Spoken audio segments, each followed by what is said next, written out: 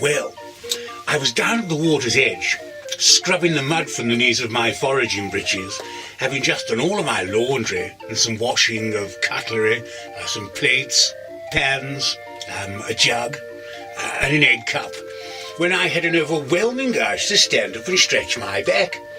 Felt like I was beginning to set. So I did. I stood up and had a heck of a stretch, and it felt wonderful, wonderful. But you see, it was during these recuperative endeavours that I became aware of some ruckus going on in the distance. I listened. There it is again. And again. I think it's coming from that direction. And again. And unless I was very much mistaken, it sounded like the rather ambiguous vocalizations of an impassioned female.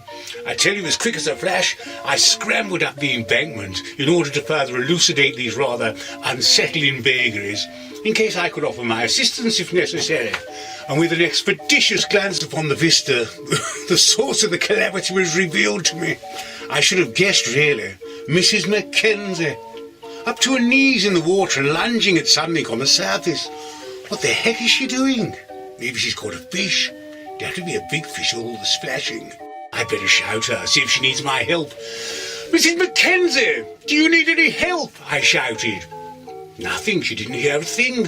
Mind you, I was 50 yards away and downwind. I'll try again. Mrs. Mackenzie, have you caught a fish? Still nothing, absolutely nothing. One last try. I had to put all my effort into this one. Mrs. Mackenzie, do you need any help? Oh, at last, she looked round. Do you need any help, Mrs. Mackenzie? Have you caught a fish? Then she just clapped her hands together above her head, let out a couple of whoops and shouted back, "It's everywhere, Clutty! It's everywhere and it's coming your way!" What's coming my way, Mrs. Mackenzie? Is it a fish? It was no good. She just carried on splashing. Well, I can tell you I've never seen Mrs. Mackenzie in quite such a frenzy, so whatever it was that was in the water must have been worth getting thoroughly wet for.